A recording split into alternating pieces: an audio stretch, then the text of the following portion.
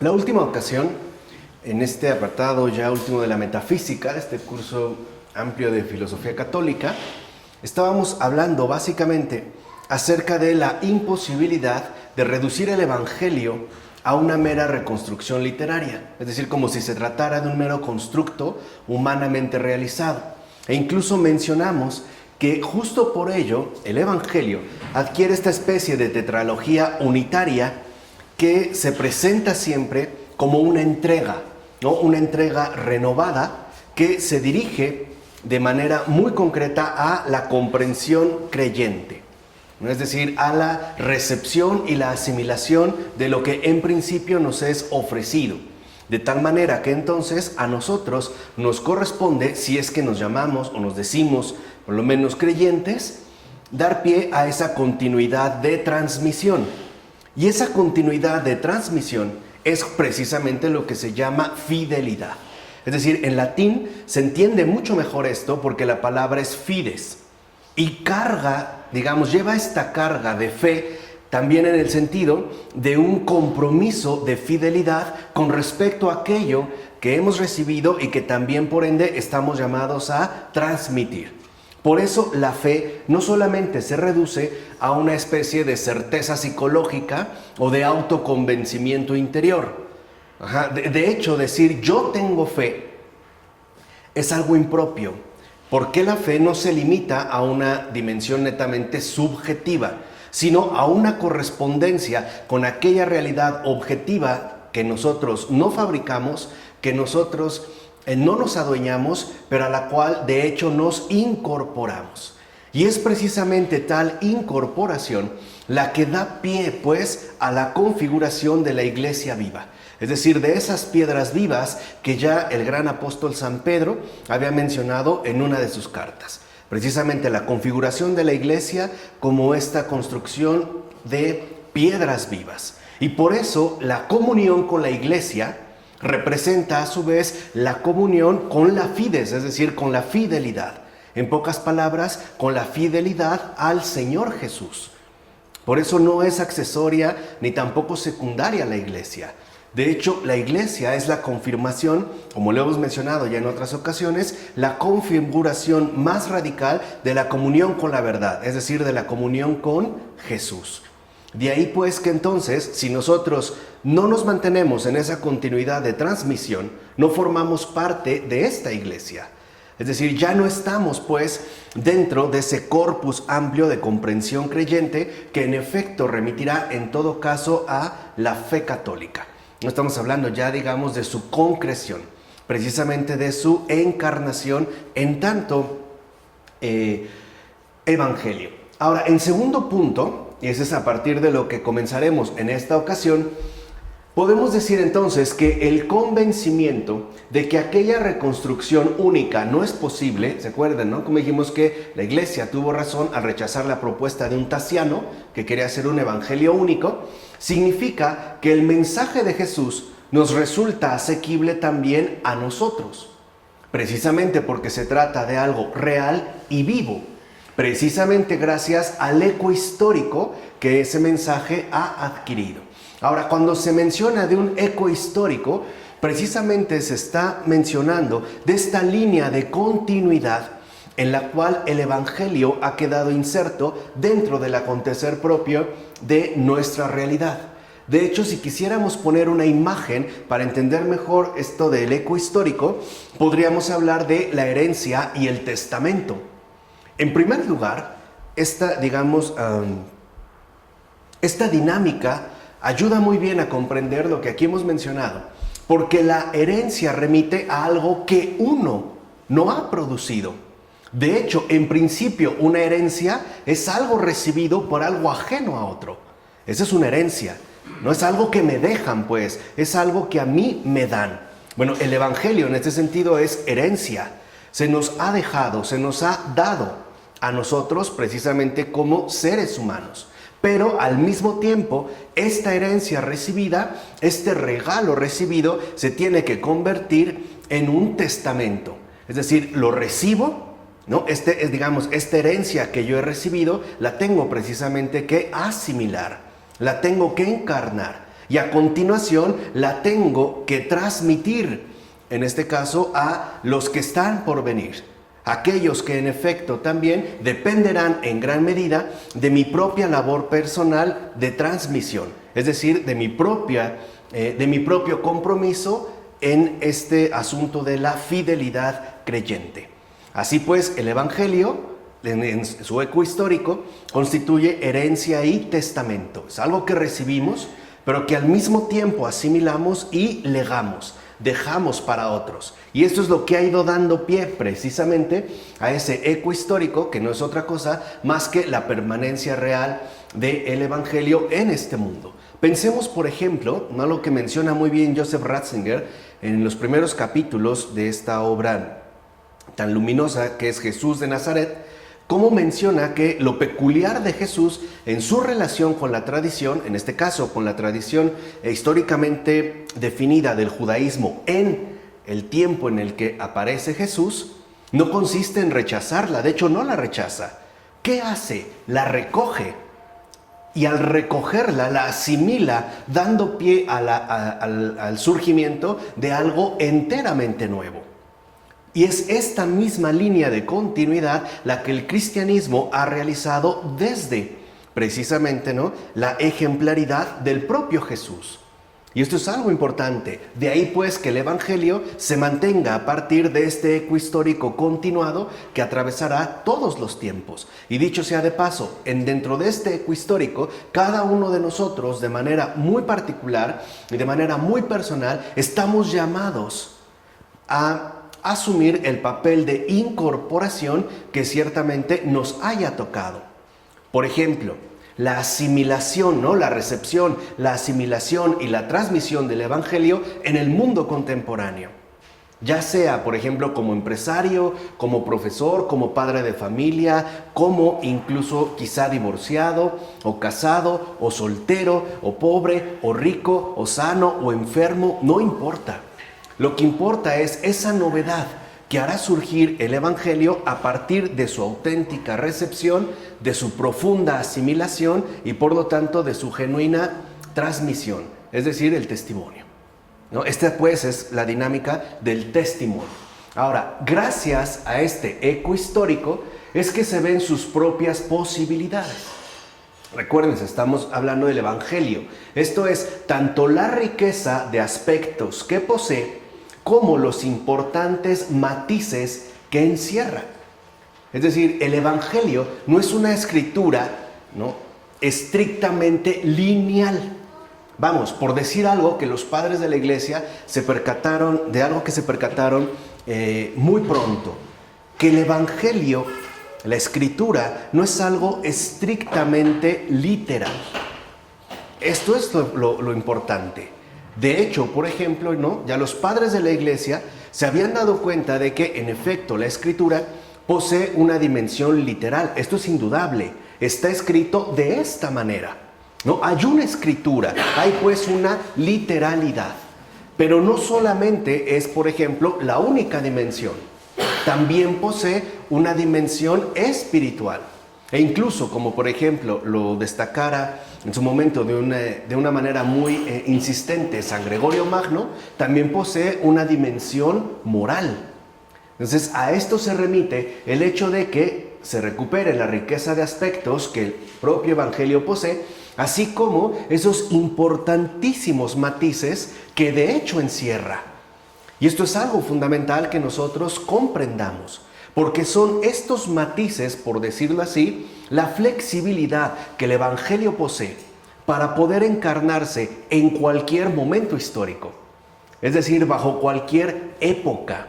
No es algo restringido a un mero periodo, sino que de hecho es la médula que configurará el acontecer mismo de la historia.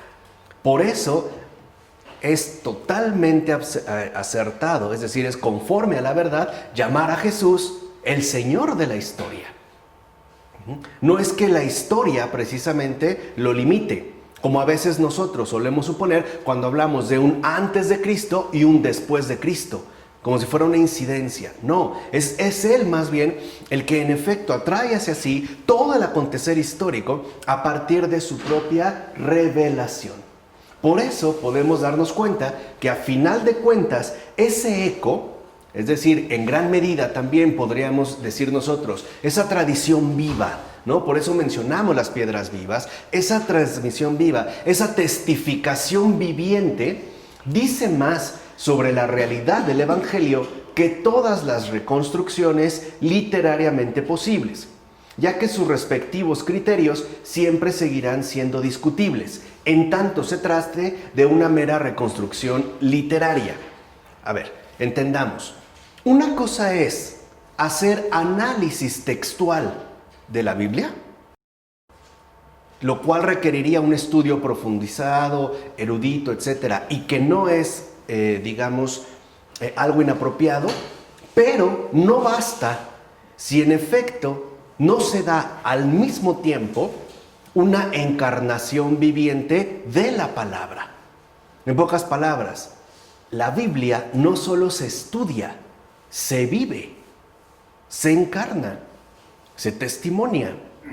Uno tiene que entrar a incorporarse dentro de este eco histórico.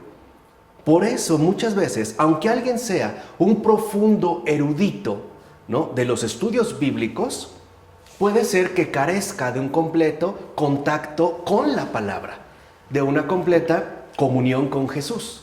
Por eso Hans Urs von Balthasar, ese gran teólogo, ese gran padre de la iglesia de los tiempos contemporáneos, insistía tanto en que no perdamos de vista que, por ejemplo, el verdadero teólogo, el genuino y más autorizado teólogo es el santo, no precisamente el estudioso.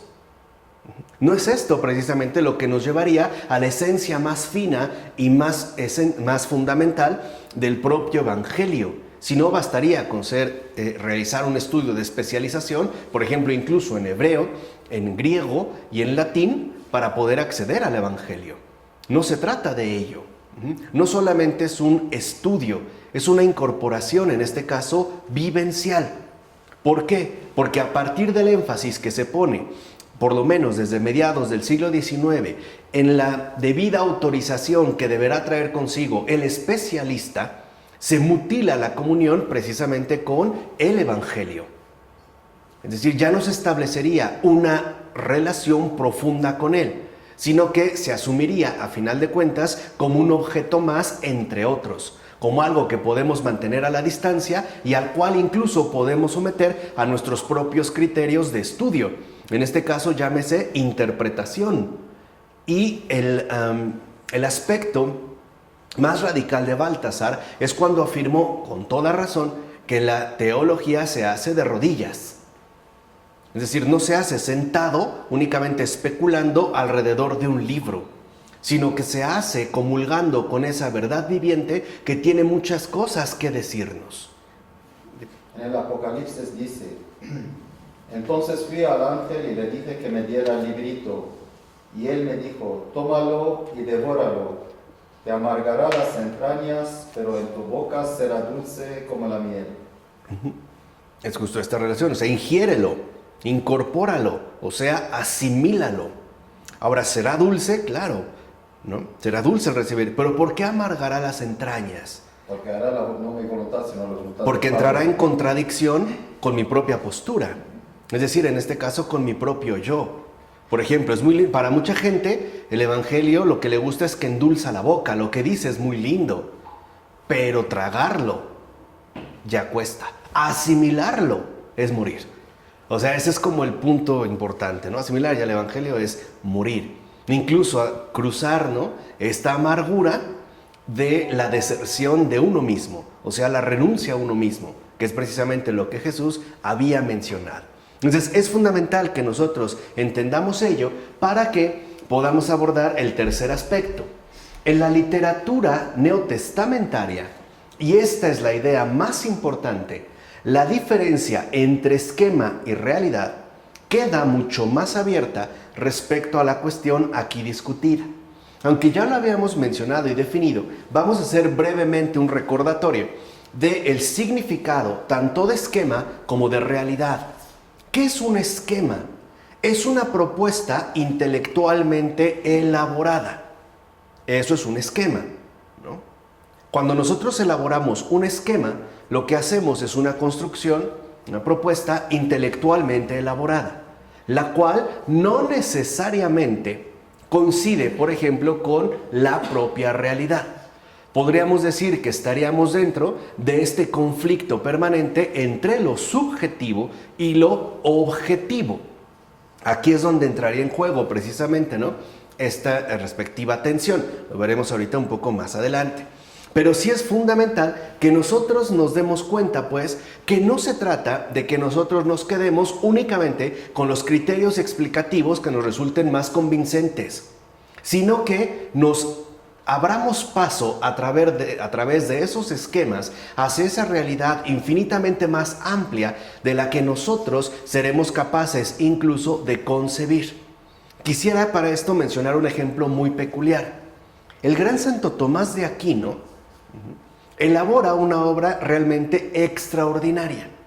Tal vez su forma nos puede resultar actualmente un poco árida y tediosa, y sí lo es, pero corresponde al periodo expositivo de la escolástica, donde todo va ordenado en razones y en derivaciones argumentativas.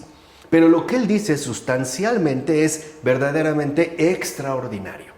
No digamos que un poco, no tanto atendiendo a la forma, que incluso también es impecable, incluso el rigor que en eso recoge, sino a los contenidos, al grado de que el propio Jesús le dijo en una ocasión a Tomás: has hablado muy bien de mí, Tomás, ¿vale?, en cuanto a este contenido. Entonces, si nosotros nos quedamos con la obra escrita, ¿no?, esquemática de Tomás, tendríamos algo, pero no necesariamente todo.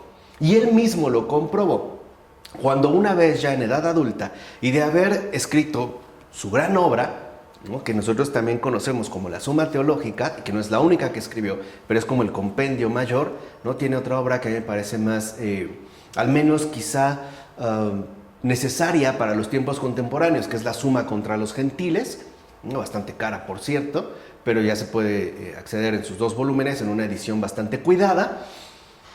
Él está consagrando y de repente queda como ido, es decir, tiene un éxtasis. Y un amigo muy cercano a él lo notó. Él siguió en la Eucaristía, terminó. Y él quedó como perplejo. Entonces su amigo muy cercano, que lo conocía, se le acercó y le dijo: Tomás, ¿qué te pasó? Nadie se dio cuenta más que este amigo. Y Tomás, con una cara como realmente de perplejidad, le dijo: si supieras lo que ahorita me acaba de ser revelado, ahora me doy cuenta que toda mi obra es basura. O sea, y vean quién está hablando, un gran doctor de la Iglesia. Claro, sabemos que esta expresión es por la comparación directa con la revelación de la verdad, es decir, con la realidad, no porque su obra sea realmente basura. Hay que entenderlo. Lo está diciendo por el contraste directo, vamos, entre la luz y las tinieblas. Pero es esto lo que nos ayuda a comprender que nosotros debemos de abrirnos paso a través del esquema hacia esa realidad infinitamente más amplia, y no al revés. No querer estrechar la realidad a un determinado esquema, sea este el que sea. Por eso es que cualquier interpretación puede ser ciertamente discutible. Pero es esta discusión la que en último término nos remitirá precisamente a la preeminencia de la realidad dada, de lo que ahí realmente convoca a todo lo demás, que en gran medida es, por ejemplo, la tesis que desde la fenomenología postulaban tanto Charles Taylor como Hubert Dreyfus en el texto que estudiamos de Recuperar el realismo, ¿se acuerdan? Volver incluso para la corrección y la rectificación. Tengo que cuestionar mi esquema y apoyarme en esa realidad dada que en efecto no defrauda. Aquí pues la realidad corresponde con la verdad y el esquema con esos tanteos, balbuceos, acercamientos, algunos mejores, algunos peores, que en efecto se realizan con respecto a la verdad. O bien, si lo quieren ver así, con respecto al Evangelio. ¿De acuerdo? ¿No? Esto es de verdad muy importante, porque en el mundo contemporáneo tendemos a movernos en sentido contrario. Queremos que todo se ajuste a nuestros esquemas explicativos. O bien, si lo quieren ver de esta manera, a nuestras teorías concebidas, lo cual nos hace abandonar e incluso muchas veces renegar de la propia realidad. Y nos quedamos pues en la estructura elaborada de nuestros esquemas pensantes. Bueno, incluso desde la perspectiva del mismo autor, la afirmación literaria es esquemática, pues no puede relatar lo que ha de venir como lo haría con algo meramente pasado. Acuérdense que estamos hablando de la escatología. Entonces, esto es importante porque incluso el propio autor, ¿no? En este caso, los evangelistas, aun cuando se trate de él mismo, las afirmaciones que realiza son esquemáticas. ¿Por qué? Porque es el único modo en el que se puede dar un acercamiento de comprensión, especialmente con respecto hacia aquellos, es decir, cada uno de nosotros, que va dirigido el evangelio. Porque en efecto, no se puede relatar lo que ha de venir, es decir, lo que no ha acontecido, como lo haría con algo netamente pasado. Por ejemplo, no podemos hablar de la venida de Jesús, su venida definitiva, su verdadera manifestación, como algo ya pasado, porque ciertamente no ha ocurrido. Entonces hay que generar ahí un determinado esquema que a nosotros no nos atrape, sino que por el contrario, nos libere de, digamos, por lo menos la inclinación a determinarlo todo de una manera en particular. De hecho, el modo de aproximar esquema a realidad es diferente en los distintos autores, es decir, en los evangelistas, en los 4. Pero ninguno, y eso es fundamental, pretende establecer una identidad neta entre ambos, es decir, entre esquema y realidad, ya que lo verdaderamente dominante es esa unidad interna del asunto, que es de hecho lo que experimentan de manera más íntima los 4 evangelistas. O sea, los 4 evangelistas, ninguno de ellos va a pretender establecer una identidad absoluta entre el modo de presentación que realizan a manera de esquema y la realidad precisamente de la que están haciendo mención. E incluso podemos decir de la que están justamente, ¿no? Sacando todo aquello que les permite una determinada exposición esquemática, o, si lo quieren ver así, una determinada construcción literaria. Ninguno de ellos está pretendiendo ello, sobre todo y muy en especial con respecto a lo que ha de venir. Recuerden que de eso es justamente de lo que estamos hablando. Se ve claro que no se puede hablar de ello a partir de una exposición cronológica sin fisuras, como si todo fuera estrictamente lineal y dado, sino que más bien hay que ponerlo todo bajo el interés dominante del contenido, es decir, de la realidad. En pocas palabras, ¿qué es realmente lo que importa? ¿La presentación esquemática, narrativa del Evangelio o la realidad misma del Evangelio y las múltiples posibilidades que tendrá de exposición? E incluso también, vamos a decirlo así, de presentación. Al grado que nosotros dijimos, el Evangelio conforma una especie de tetralogía unificada. Para que entendamos pues hacia dónde es que se va a inclinar en todo caso el interés de los evangelistas, hacia este contenido. Entonces piensen algo muy sencillo. ¿Cómo hablar de lo que ha de venir si no ha sucedido? ¿Cómo hablar de la resurrección de los muertos si no ha llegado? ¿Cómo? Para que vean que no es una cosa meramente simple. Entonces lo que vemos es que para relacionar las diversas capas del contenido, es decir, de la realidad, de lo sustancial, si bien es cierto que se utilizan las técnicas clásicas de la narración y que en gran medida están presentes en los evangelistas, particularmente en los sinópticos, no por ello se asegura el poder hacer historia con lo todavía no acontecido ni experimentado. O sea, no es una figura netamente literaria. O sea, eso es lo que quiero que entiendan. No se trata, pues, de un libro más entre cualquier libro. No es una mera construcción argumentativa. Claro que utiliza las técnicas clásicas de la narración. Esto no se lo va a saltar. Es un fraude, es un medio que nosotros poseemos. Pero no se trata que ahí ya se esté haciendo historia precisamente con lo todavía no acontecido y por ende no experimentado. ¿Cuál de las técnicas usa? La imaginación, ¿no? No, la reconstrucción literaria. Por ejemplo, como técnica, no en aquellos días. O sea, esos recursos literarios, ¿no? Como en aquellos días, por mencionar un ejemplo. En aquellos días. ¿Qué significa en aquellos días? Hay como una especie de señalamiento a un acontecimiento, pero que no necesariamente quedará estrictamente definido. Si lo ven, hay como una apertura. Eso es lo que mencionábamos. No podemos pensar en una mera exposición cronológica sin fisuras. No es lo mismo decir en aquellos días a decir el 24 o el 25 de julio del 2018. Ahí ya hay como, ¿no?, un aterrizaje en concreto. Aquí no. Hay técnicas, en este caso clásicas de la narración, que permiten hacer una construcción literaria más o menos aceptable para aquello de lo cual en efecto se pretende hacer mención. Especialmente cuando se trata de algo ni acontecido ni experimentado. ¿Cómo hablar de lo que no ha ocurrido, pero que es un hecho? O sea, eso es lo que quiero que entiendan. ¿Cómo hablar de lo que no ha ocurrido, pero que es un hecho? A ver, ¿nosotros tenemos una certeza total en la resurrección, sí o no? Sí, lo decimos en el credo. ¿Cómo hablamos de ello si no ha ocurrido? ¿A partir de qué?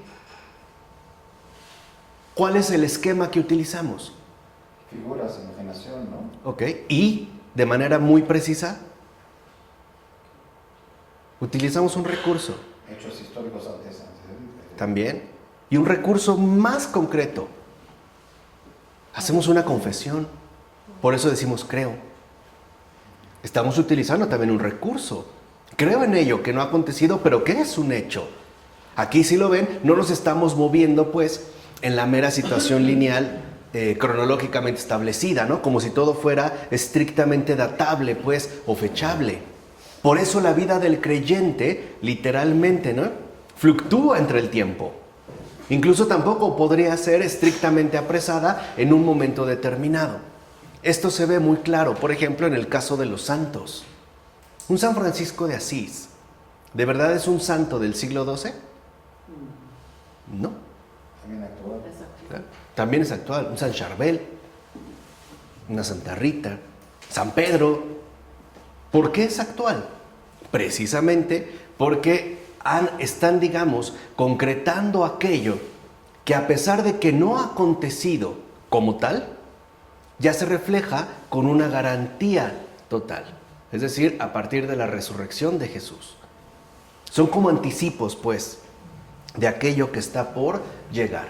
Así pues, la diferencia entre esquema y contenido, entre esquema y realidad, es esencial en este tema, ya que no se puede superar de modo meramente literario lo empíricamente no realizado.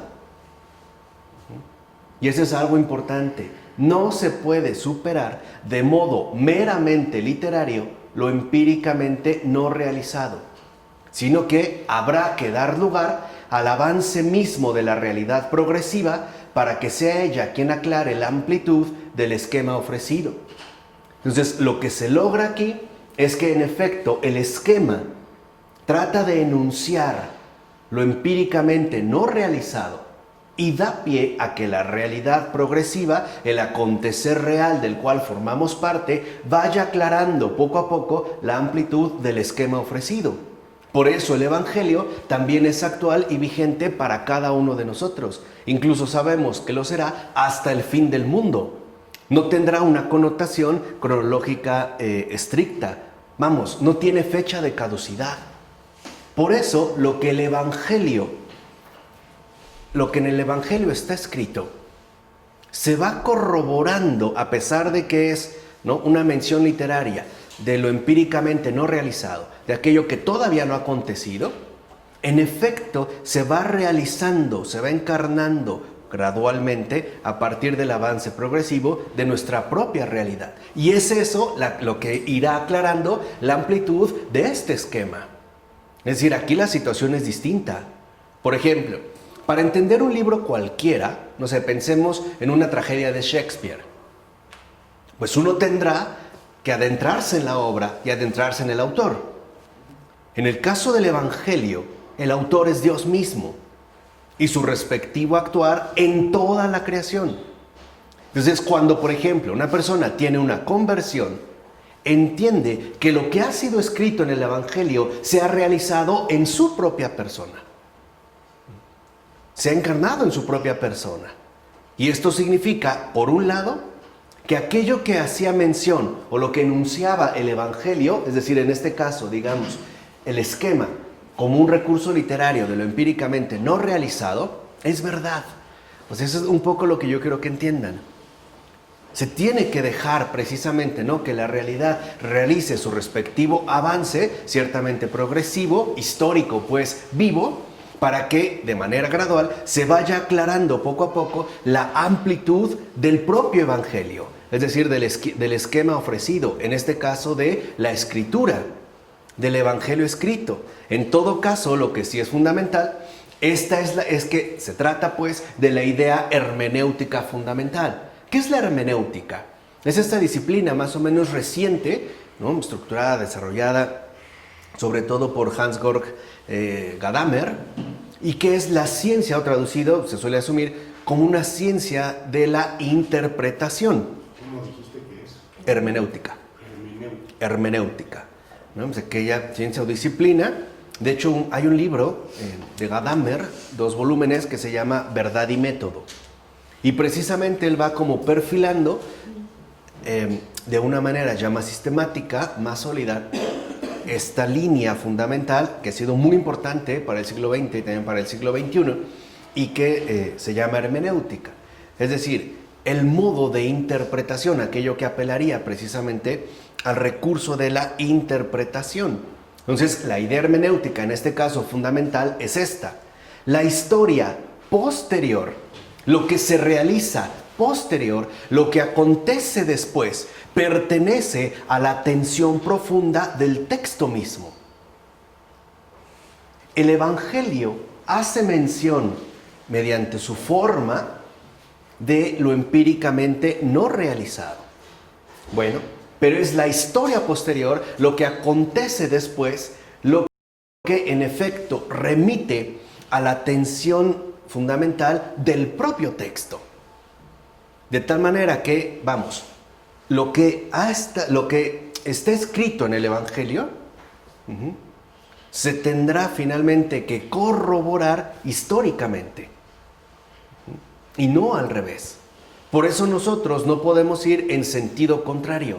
No podemos negar su avance progresivo, su realización, tratando de quedarnos únicamente en la forma textual de lo escrito. Porque esto sería negar toda la realización fundamental del Evangelio.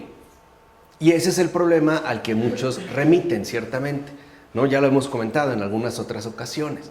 Pero aquí la atención del texto mismo remite pues a que lo escrito apunta a una realización que tarde o temprano tendrá que acontecer.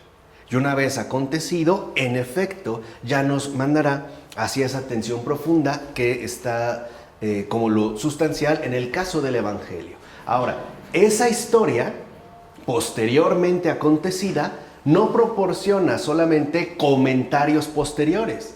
En este caso podríamos hablar de añadiduras narrativas, un comentario meramente escrito, no, sino que en ella se revela la amplitud de la palabra misma. O sea, esa historia manifiesta la realidad que antes no se veía. En pocas palabras, la palabra pues acontece. Entonces, cuando nosotros decimos, por ejemplo, palabra de Dios, estamos hablando de esta palabra viva que acontece en la historia y que en efecto está contenida en su forma escrita, pero no realizada. Aquí sí lo ven, ¿no? Hay que entender pues por qué se trata de palabra viva o por qué decimos que es una palabra viva. Si tú le enseñas una Biblia, un Evangelio a cualquier persona y dices que ahí está la palabra viva, lo más probable es que ponga cara de perplejidad. Y tiene razón. Ahí hay un texto impreso.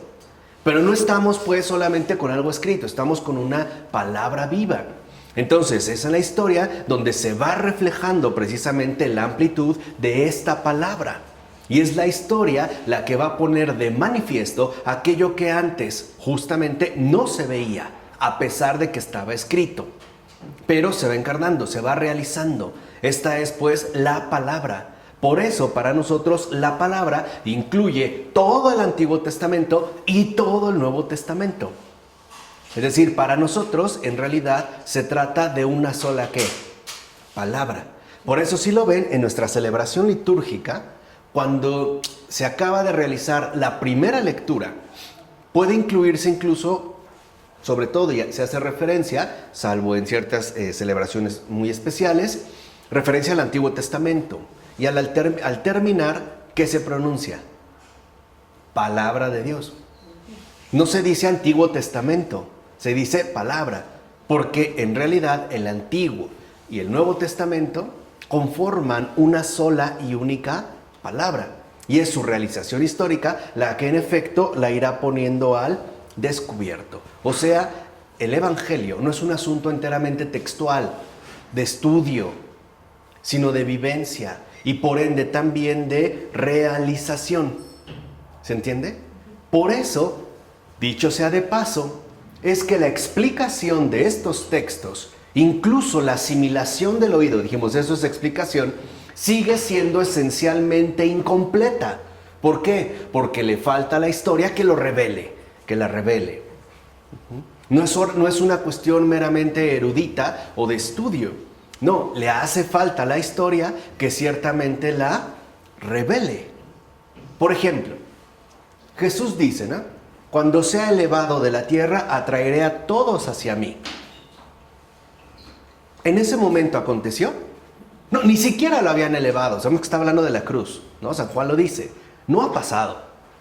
Ahora, ¿lo elevaron y entonces ocurrió de inmediato? No, pero ha ido ocurriendo ¿o no? Sí. ¿Sí? Todo el tiempo. O sea, lo dicho, lo hecho. Pero en base a un compromiso fundamental con la historia. En pocas palabras, la palabra posee un realismo verdaderamente radical. Está radicalizado. Por eso, justamente, la encarnación de Jesús también es la encarnación de la palabra, que se va realizando progresivamente.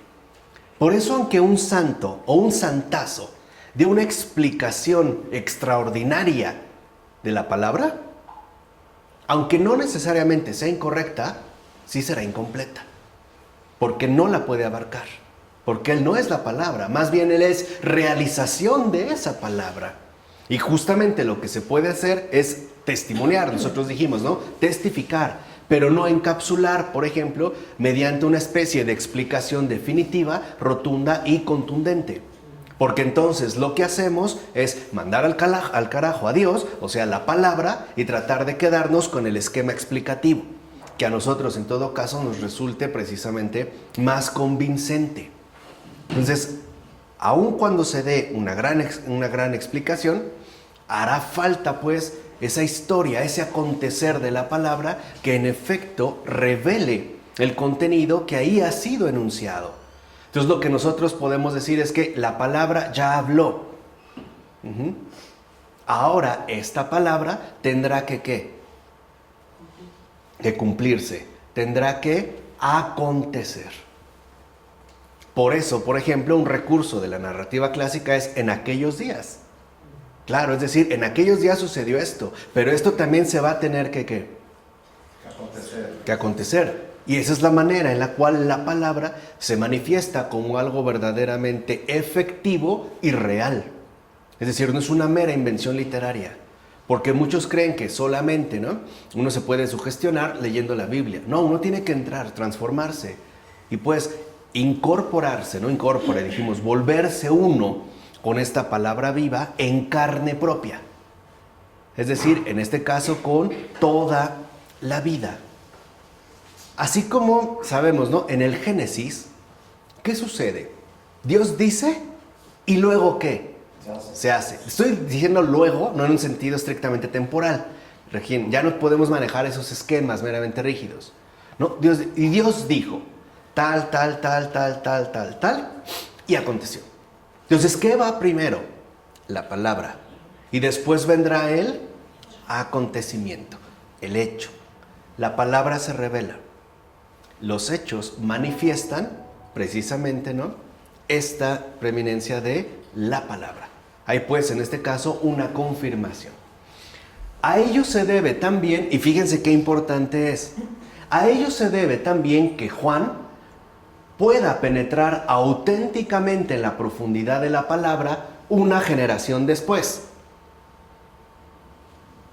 ¿O no es verdad que Juan de entrada es más profundo? ¿O no? ¿A poco si hacemos una comparación, el Evangelio de Juan es, digamos, como que posee el mismo esquema que el de Marcos, ¿no? Aunque hablan de la misma realidad. Juan ya está como en otra cosa. ¿Por qué? Pues porque lo escribe una generación después. Es decir, la palabra ha acontecido de otro modo, cosa que no ocurría necesariamente al principio. Así lo que vemos es que en el caso de Juan, precisamente, ¿no?, una generación después logra desvelar lo que ella quería decir de una manera más pura e intensiva que como lo hicieron los anteriores evangelistas. ¿Qué quiere decir? Este acontecimiento es una realidad dada, no es una mera invención. Ahora, no se trata de que Juan sea más grande que Marcos, o que Juan sea más grande que Lucas y Mateo, o que los tres sean como los precursores de Juan. No, lo que ocurre es que Juan ya tiene un tiempo histórico recorrido mayor que los otros, y por ende tiene mayor ventaja sobre los anteriores evangelistas en cuanto a la presentación, no en cuanto precisamente a la misma realidad, porque los cuatro conforman los brazos que sostienen, en este caso, la revelación de la palabra. Y estoy hablando en términos más complicados a propósito, para que ya tengan un ejercicio intelectual más intensivo. ¿No? Pero es fundamental que nosotros en esto lo entendamos. Dicho brevemente, lo que Juan dice no es mera adaptación posterior a partir de una situación nueva, sino que representa, y esto es lo sustancial, el caminar interior en compañía de la palabra. Es este caminar interior en compañía de la palabra. Es esto lo que irá aconteciendo de manera gradual. Y por eso el intento de encerrar la palabra en su forma más antigua está fuera de lugar. Es decir, tratándonos de quedar solamente en el mero esquema literario, atentaríamos contra el propio despliegue y realización de la palabra. En pocas palabras, dicho de otra manera, ya no estaríamos hablando de una palabra viva, sino de una mera palabra escrita. Y eso es lo que luego suele suceder, por ejemplo, a partir, ¿no?, de los exhaustivos estudios que se quieren realizar de la Biblia, partiendo de un trato peculiar, o sea, reduciéndolo a un mero objeto de estudio, como se podría estudiar cualquier otra cosa. Entonces, no se trata de que nosotros regresemos, no, se trata de que nos insertemos, nos incorporemos a ese caminar interior en compañía de la palabra, que como nosotros lo mencionamos, atraviesa todos los tiempos. Así pues, la tensión abierta entre esquema y realidad está clamando por la realidad-realización y asimismo introduce en el texto mismo la historia posterior. En este caso, lo empíricamente no ha acontecido. Lo que aún no ha sucedido, ni sea que experimentado, pero ya está presente ahí, clamando por su realidad, es decir, por su respectiva realización, en este caso histórica. No meramente, pues no se trata de una idea o de una mera sugerencia, o peor aún, de una mera sugestión. Se trata de un hecho. Y este hecho acontecerá, precisamente en tanto despliegue de la palabra que clama por su respectiva realización. De hecho, la palabra va adquiriendo su pleno sentido únicamente gracias a la posterior incorporación de las experiencias históricas. Solo así el esquema se va llenando progresivamente de realidad, o sea, de realización. Se va, pues, ¿no?, manifestando como lo que es, lo que hemos mencionado desde hace un momento, una palabra viva. Si no, carecería absolutamente de sentido. No sería más que un libro antiguo entre muchos que otros. Díganme algún otro libro que se haya realizado del mismo modo. Por eso podemos hablar de libros antiguos. Y no es precisamente por su reedición, es por su respectiva incorporación a todas y cada una de las experiencias históricas, tanto macro como micro, tanto a gran escala como en el nivel personal. Acuérdense de la realización. De fondo, fíjense, esto significa pues que el lector mismo es arrastrado a la aventura de la palabra. No se nos invita a leer. Por eso ahora entienden más lo que les dije hace unos años. La Biblia no se puede leer. O sea, literalmente no se puede leer. Porque la Biblia no nos invita a eso. La Biblia nos arrastra a la aventura de la palabra, a insertarnos en esta gran aventura. Es decir, al caminar interior en compañía, ¿qué? De la palabra. Algunos lo puede hacer de manera más suave, algunos los puede hacer de golpe. Piensen en un Agustín. De repente por eso le dicen, tole, lege, toma y lee. O sea, no es un consejo, no es una recomendación, no es un tip, como hoy lo mencionaríamos. Es una orden. Toma y lee. Fíjense, quédense nada más en esto, que es como una frase muy importante en San Agustín, gran San Agustín. Toma. ¿Qué quiere decir toma? Toca, tócalo. O sea, aquí está. No dice piensa, cierra, medita, cierra los ojos y respira profundo. No está diciendo esas tonterías. Está diciendo toma. Aquí tienes que entrar en contacto con una realidad y lee. O sea, come, recibe esto que en efecto, ¿no?, se dirige particularmente a ti. Y sabemos que lee este pasaje de San Pablo, ¿no? De nada de borracheras, nada de comilonas, de lujurias, etc. Y se siente profundamente arrastrado. ¿Por qué? Porque, por decirlo así, se tragó, ¿no?, el veneno saludable de la palabra. Y quedó intoxicado. Tan intoxicado que se hizo un gran santo, ¿no? Se intoxicó. Es decir, para el mundo es un infectado, ¿no?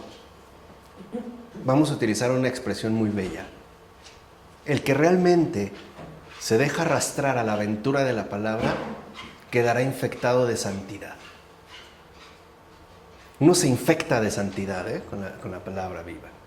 No puede ser de otro modo, si es el santo de los santos, ¿no? El 3 veces santo. Desde el punto de vista del mundo, el santo es el anómalo, es el enfermo, ¿no? Es el que está infectado de algo raro. Sí, es una infección, pero se llama santidad. Ok. Entonces, en el caso de Agustín, se ve justamente cómo en efecto esto conduce a lo siguiente.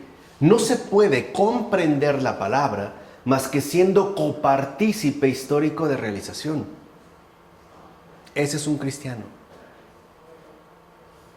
Ese es un santo. Un copartícipe histórico de realización. Mencionaba el caso particular de Agustín porque es como sumamente conocido y aparte, bueno, nos puede resultar más gráficamente accesible. Pero igual estamos hablando de esos miles y miles y millones de santos anónimos que de igual manera han sido copartícipes históricos de realización al dejarse arrastrar por esa aventura de la palabra y que han permitido precisamente la realización de esta palabra. Y sabemos que esta palabra lo que dice es salvación. Es gracias a estos copartícipes históricos de realización que la salvación ha llegado, incluso hasta lugares más impensados, o a situaciones verdaderamente más insólitas, ¿o no? Piensen hasta, por ejemplo, ¿no?, personas que han tenido contacto a lo mejor en una situación particular de su vida y alguien recibió la palabra que necesitaba, el consejo, el aliento, el abrazo, la ayuda que lo tocó. Ahí está la palabra. Y ahí fue el copartícipe histórico de realización. Si no se tratara de ser copartícipe histórico de realización, entonces mejor nos ponemos a imprimir un montón de versículos y los aventamos abajo de las puertas, ¿no? No se trata de eso. Por eso recuerden lo que les dije en Agustín. Toma. O sea, tienes que entrar ¿en qué? En contacto. Por eso hablar de Dios es acercar a Dios. Ponerlo en contacto con los demás. De tal manera que entonces lo que realmente se manifieste sea su presencia y no una mera cuestión discursiva. Por eso es fundamental, pues, que entendamos que la palabra no se comprende estudiando, sino realizándola históricamente en una profunda y genuina comunión. La palabra, pues, no se comprende siendo mero espectador. Pongamos un ejemplo muy sencillo. Amarás a tu prójimo. ¿Cómo se comprende eso? Como mero espectador no sé qué significa. Solamente realizándola, ¿no? Históricamente en ello. Es decir, atravesando incluso todas y cada una de las dificultades que eso implica. Suena bien, ¿no? Dijimos, pero no está tan sencillo. Ya precisamente a nivel de la realización. Volvamos al caso de las bienaventuranzas que comentamos aquí, y es muy importante. Bienaventurados los que sufren, porque serán consolados. ¿Qué está diciendo? Bienaventurados los que sufren. O sea, lo que está diciendo el Señor es que en efecto, bienaventurados aquellos que experimentan aflicciones, no que se las brincan, porque serán ¿qué? Consolados. Precisamente por la presencia salvadora del Señor Jesús. Pero lo que está diciendo es eso, es un contacto. Bienaventurados los que sufren.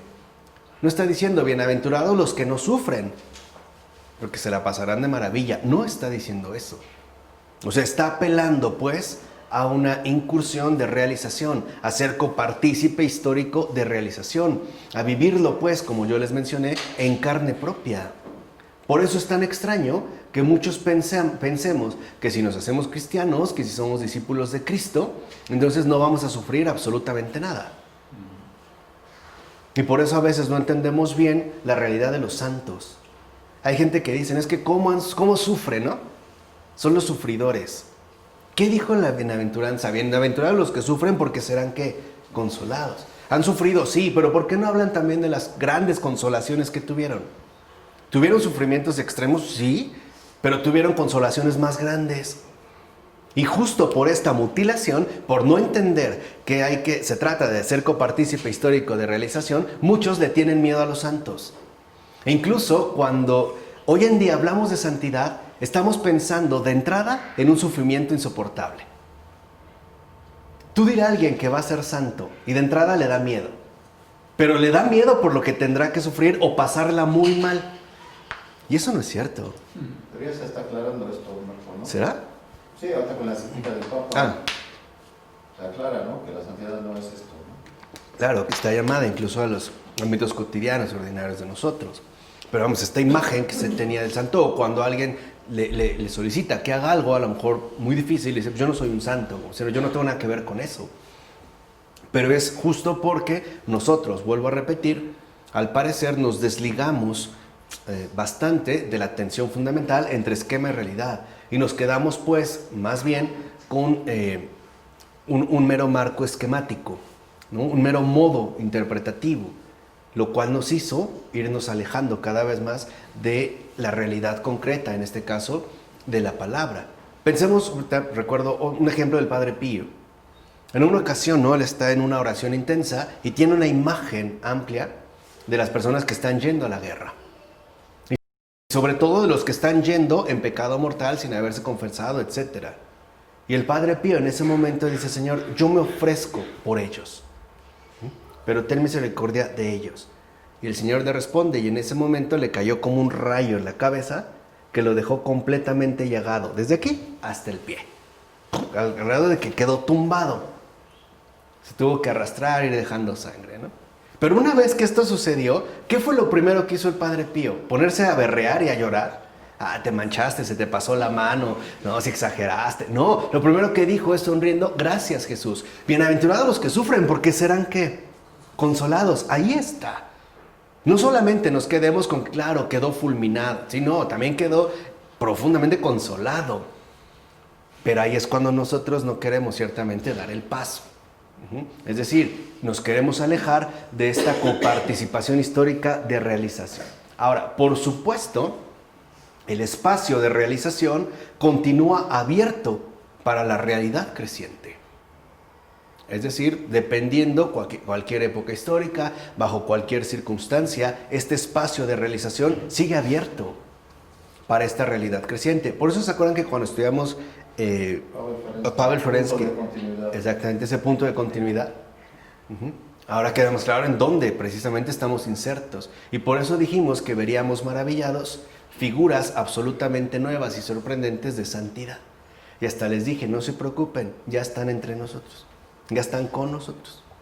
Y van a ser formas extremadamente insólitas, pero que en efecto, ¿no?, lo que harán es confirmar esa realidad creciente de realización de la palabra, precisamente al haberse vinculado a ese arrastre al que nos conduce la aventura de la palabra. Veamos entonces, ¿qué es lo cristiano?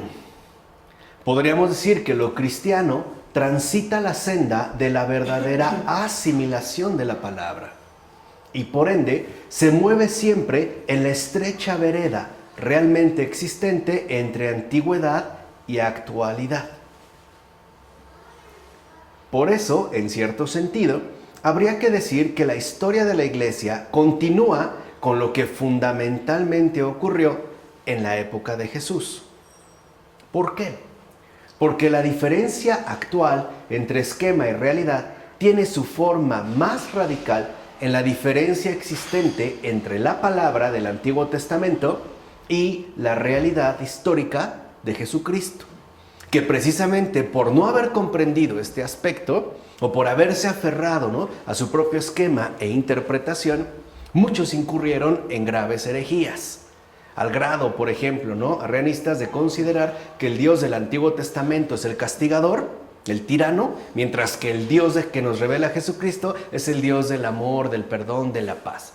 Una especie así como de hippie, muy buena onda, ¿no? Mientras que el otro es el tirano. Pues no. En las palabras del Antiguo Testamento, en las que se concretizó la experiencia de fe de Israel con la palabra de Dios, se da ya un esbozo previo de la historia de Jesús. Porque Jesús es la palabra viviente de Dios en este mundo, lo cual ya tenía ciertamente sus respectivos antecedentes. Y únicamente a partir de esta palabra es como resulta teológicamente comprensible la figura de Jesús. O sea, yo no puedo entender a Jesús anulando la palabra del Antiguo Testamento, porque precisamente es a partir de ella que Él es explicado. Lo remite continuamente, le pertenece, apunta hacia Él. Eso es lo que ya decían precisamente, ¿no?, otra vez, los padres de la Iglesia. ¿Qué es lo que mencionaban, por ejemplo, el Antiguo Testamento? Prefiguraciones de Jesús, anuncios, ¿no?, como vislumbres, ¿no?, como relámpagos luminosos que parecen tender justamente hacia Jesús, en este caso de manera directa. Es más, gracias a ella, toda la existencia de Jesús puede asimilarse precisamente como palabra, incorporándola absolutamente toda. Pero por mucho que la palabra del Antiguo Testamento explique a Jesús previamente, aunque lo preanuncie, lo prefigure e incluso, por así decirlo, más o menos lo muestre, es solo gracias a la presencia real de Jesús que vino, es decir, a su encarnación, a su concreción, a su realización histórica, como resulta visible lo que se mantenía oscuro en la mera palabra. Entonces, aquí, por ejemplo, para muchos, y eso es lo que puede ayudarnos a comprender el por qué algunos sí aceptaron a Jesús y algunos no, depende pues de la fidelidad que se haya tenido con respecto a la palabra. Acuérdense una discusión que Jesús tiene con los fariseos y le piden un milagro, ¿no? Y él dice que ya no va a hacer milagros, que para eso tienen los profetas. ¿Qué tienen los profetas? Y ellos al parecer se aferran a que no. Le dice, si ustedes realmente, ¿no?, siguieran a Moisés, creyeran a Moisés, a los profetas, me creerían también a mí. Es más, lo que dice Jesús es más fuerte. Dice, si realmente ustedes le creyeran a Moisés y a los profetas, creerían en mí. O sea, te aterriza todo el peso sobre su persona. Pues lo que él está diciendo es que de entrada ya no hay una fidelidad profunda con respecto a la palabra revelada. Hay una especie de distancia con respecto a la revelación. Y esto también tiene una realización histórica.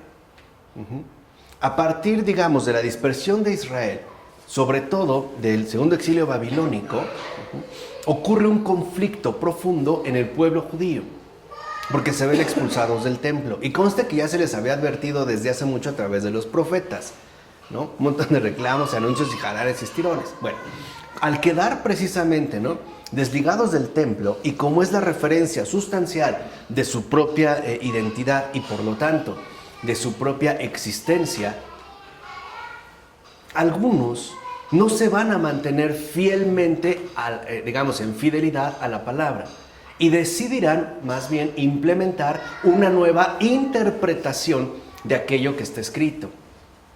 Es decir, les gusta la palabra, pero no les gusta lo que se ha realizado, o sea, el cumplimiento de la palabra. ¿A qué van a acudir? A generar un marco explicativo alterno a lo que en efecto se había sostenido, por lo menos como ortodoxia, es decir, lo que podríamos decir en la línea más fidedigna. De ahí que va a aparecer, pues precisamente en las escuelas rabínicas, cuyas concreciones históricas serían lo que hasta hoy en día perviven y se llaman como sinagogas. En la sinagoga, lo que más va a imperar es el ejercicio interpretativo ininterrumpido. ¿Esto qué significa? Ya no se mantienen fieles a la palabra, se van a mantener fieles a las explicaciones ofrecidas. Y por eso harán también como una tradición, por así decirlo, alternativa, la tradición de los comentarios escritos, que hasta la fecha, ¿cómo se llama? El Talmud. El Talmud. El Talmud sabemos que son los comentarios de los rabinos, de los sabios, que sí tienen sabiduría, eso es indudable, ¿no?, que han hecho a la escritura. Y de ahí, del propio Talmud, se va a dividir en dos partes, la Haggadah y la Gemara. Bueno, disculpen mi hebreo, pero es lo mejor que lo puedo pronunciar. Uno remite precisamente a la tradición escrita o puesta por escrito de las interpretaciones dadas de los pasajes de la Torá. La Torá es la ley escrita y son comentarios a esta. Pero también está la Gemara, y la Gemara remite a los comentarios orales. Es la oralidad o los comentarios que se lograron rescatar de los comentarios escritos, o sea, de la Haggadah con respecto a la Torá. Todo este conjunto conforma lo que hasta la fecha se conoce como Mishnah. En la Mishnah se encuentra contenida la sabiduría de Israel, ¿vale? Entonces, cuando vemos el encuentro de Jesús, lo que primeramente se puede ver en el caso de los fariseos es que ya no están realmente atenidos a la palabra. Exacto. Ya están comprometidos con sus interpretaciones. ¿Dónde se muestra de manera más clara lo que ahorita acabamos de mencionar? Ahora, de acuerdo a la interpretación, ellos mismos determinan qué puede hacer Dios y qué no puede hacer. Mientras en los profetas hay anuncios de que Él mismo será el pastor, de que Él mismo estará entre su pueblo, de que la Virgen dará luz, ¿no?, pues es lo que llevas en la piedra, bla, bla, bla. Llega un momento en el que dicen, no, esto no es posible. Porque ellos han traicionado la realidad o le han dado la espalda a la realidad para poder así exaltar su propio esquema de interpretación.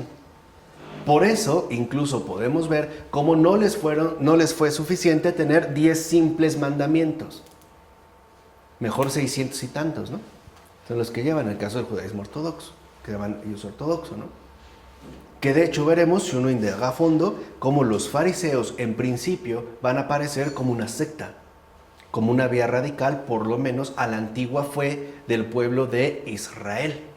Por eso se puede hablar del pueblo hebreo, que en efecto se mantiene fiel a la palabra y es la que recibe a Jesús, porque se ha mantenido en fidelidad, y el pueblo judío, que de alguna manera ha querido mantener una especie de rivalidad o combate con respecto a esta palabra. ¿Sí? Más o menos, así como tratar de instituir para que entiendan pues este aspecto importante. Es decir, la pura palabra del Antiguo Testamento no podía construir el acontecimiento históricamente fundamental de su presencia y realidad. Entonces, la palabra está escrita, Claro, pero despliega su presencia a través de la historia precisamente por medio de su respectiva realización. ¿Esa idea ya quedó muy, muy clara? Les debería de ser un examen de esta clase, a ver, de que ya está todo clarito. Así pues, la tensión que se da entre la palabra antigua y la nueva realidad continúa siendo la forma fundamental de la fe cristiana. Aquí está esta tensión entre la palabra antigua, ya dada, y la nueva realidad que en efecto se sigue configurando. De hecho, solo a través de esa tensión es como se puede llegar a conocer la oculta realidad de Dios. O sea, las experiencias de los hombres con la palabra y el tiempo no discurren de modo rectilíneo y transparente. La vida cristiana, aún en pleno año 2018, remite incluso a la palabra del Antiguo Testamento. Pero también genera una tensión que prolonga hacia el porvenir. Lo dicho hasta ahora nos hace comprensible con mayor profundidad el hecho de que tenga que haber diferencia entre los evangelios, los cuales, no obstante, forman una unidad. O sea, la unidad de la fe no puede basarse en una reconstrucción de lo supuestamente más antiguo, creyendo que con eso es más fiel o más original, ya que esa unidad descansa en la unidad del sujeto históricamente creyente, que es ¿quién? La Iglesia. Ese es el verdadero sujeto históricamente creyente. Se trata de un sujeto que puede responder a las distintas experiencias vividas con la única palabra manteniéndolas vinculadas. O sea, este sujeto, entiéndase sujeto en el sentido radical de su expresión, como sujeción a, ¿no? Cosa que Levinas planteó también de un modo bastante respetable, pero impreciso. Cuando Emmanuel Levinas, fariseo contemporáneo, recientemente importante, un filósofo importante, mi rival, me llamo mi rival, que Emmanuel Levinas, que respeto mucho, por cierto,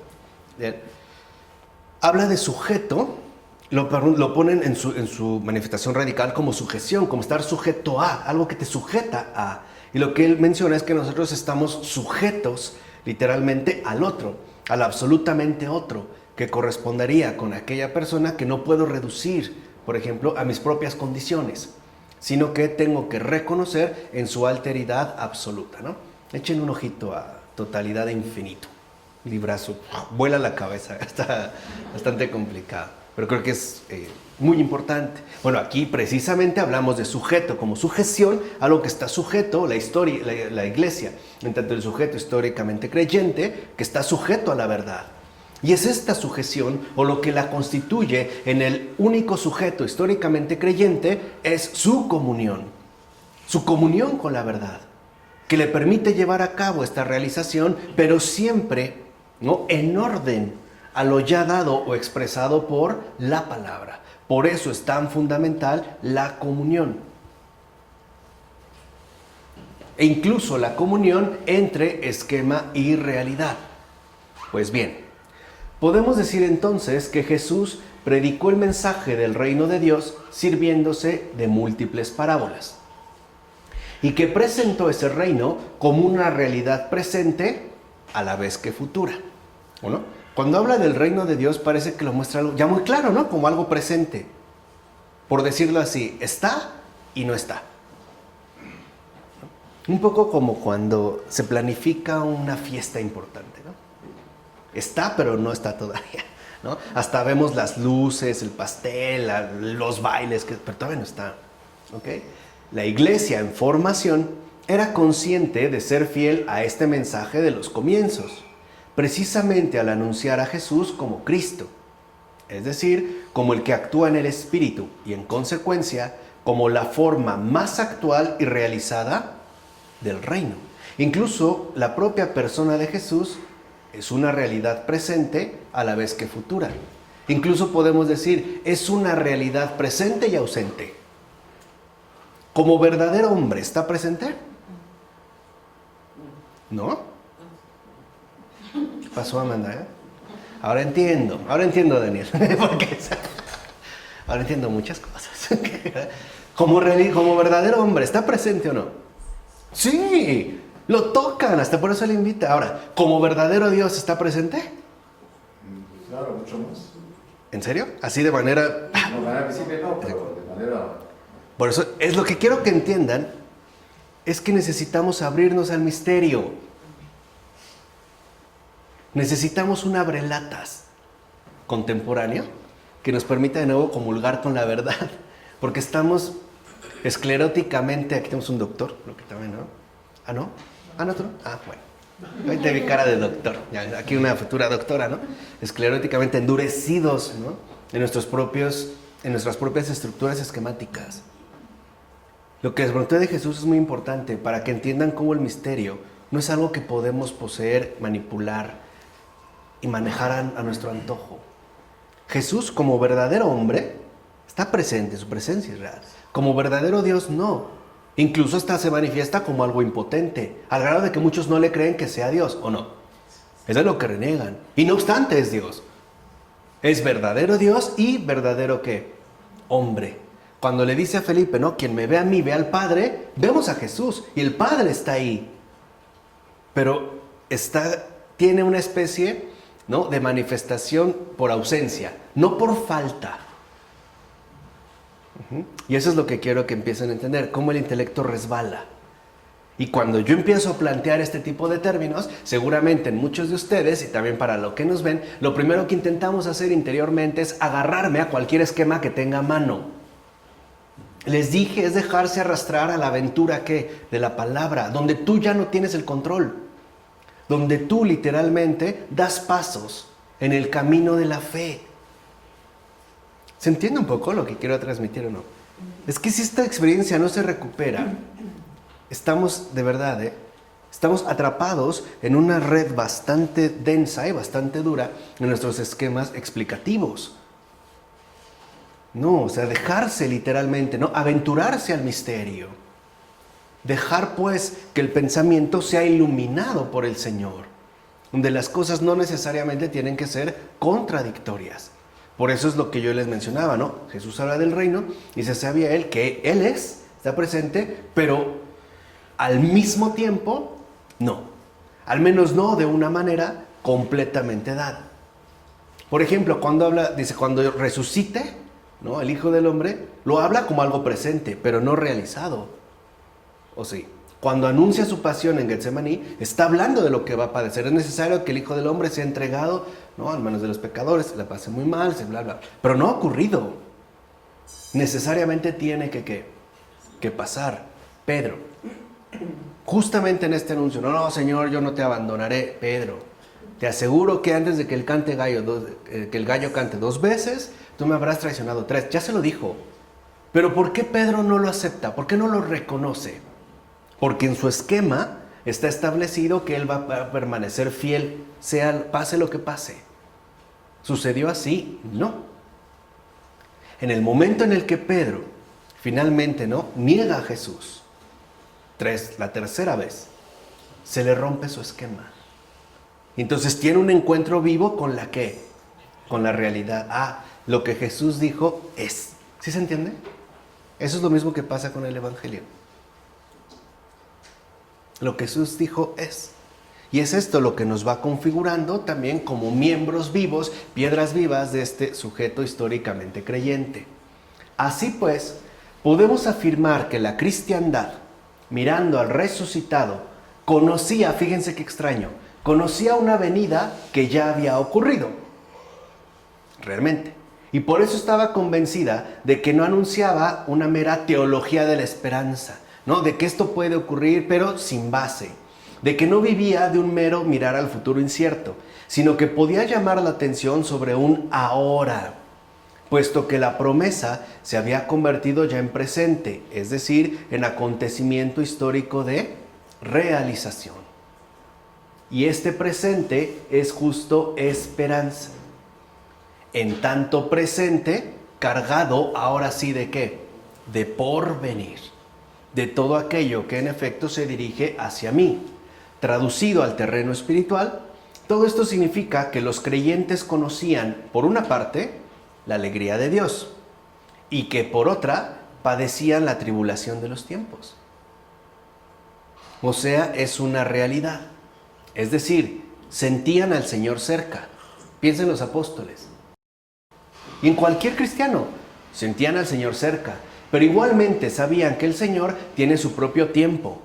Sabían que con su venida tiene que colmarse el tiempo concedido a los pueblos. Ahora, traduce esto a tu experiencia personal. A veces sientes la cercanía del Señor, pero eso no te ahorra la tribulación que tienes que padecer, o sea, cualquier tipo de dificultades. Nos ha dicho que estará con nosotros todos los días hasta el fin del mundo, pero al parecer en lo que llega pues, la estamos pasando muy mal. O por lo menos en varios momentos, ¿no? O casi todo el tiempo, dependiendo. Pero vamos a hacer una experiencia concreta. Entonces, los propios creyentes viven en esta edad de los pueblos, que es al mismo tiempo la época en que se oprime a Dios en este mundo y la que el grano de trigo va dando fruto a pesar de todo. A pesar de todo. La palabra sigue en este caso su marcha triunfal. En todo caso, y con esto terminaremos, esto quiere decir que la tensión entre esquema y realidad representa entonces, como ahora, el lugar en que se desenvuelve la entera existencia del cristiano. Reflexionen en esto, lo vuelvo a repetir. La tensión entre esquema y realidad representa entonces, como ahora, el lugar en que se desenvuelve la entera existencia del cristiano. De hecho, ahí es donde está arraigada, jaloneada, por decirlo así, hacia todos los tiempos, de una manera no necesariamente lineal, sino de una manera presencial.